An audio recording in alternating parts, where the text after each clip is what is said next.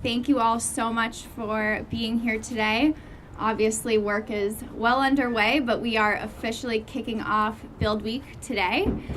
We are thrilled to be in Concord. We've wanted to find a project here. The community has been very welcoming. The Crisis Center has such a wonderful mission, and we couldn't be happier to help them not only transform this building, but to also transform the Crisis Center as it pursues its mission.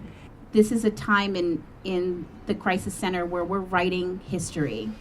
We are changing the course and the path for survivors in our community, and we couldn't be more pleased that we're doing it now with the people that we're working with and partnered with and the community support that we're getting. So thank you all so much.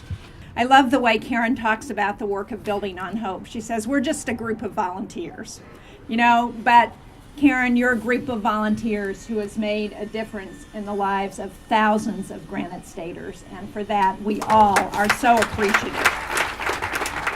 These crimes affect every one of our communities. They're our friends, our families, our neighbors.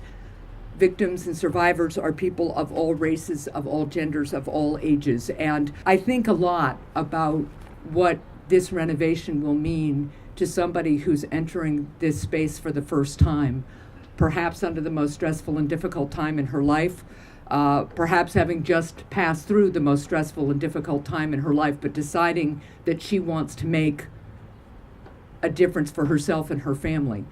And how important it is that the space that she comes into reflects the confidence that we have in her future.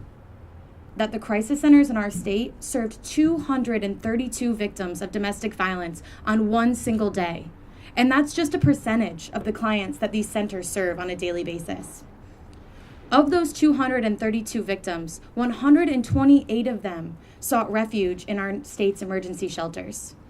But sadly, 20 victims on that one random day were turned away from domestic violence shelters due to lack of capacity. That's 20 victims that were forced to sleep in their cars, return to abusers, and were simply left without a safe place to stay. It is that fundamental notion, working together, that we are all in this together. That's what you see here today with the mayor and community leaders here today. We are all in this together. When someone's victimized, we're all victimized. We're here today. We got contractors and subcontractors. We got community leaders, everybody working together to provide more hope, more safety, more security, and a better voice for survivors. And I just want to thank all of you for everything you're doing. So now we can get our hands dirty, as you guys said. We're going to invite our speakers, and also Tara from the Crisis Center. She's the chair of the board. We'd like her to come up and participate, as well as Jonathan, the co-chair of Building on Hope. 3, 2, 1. Happy Build Week, everybody.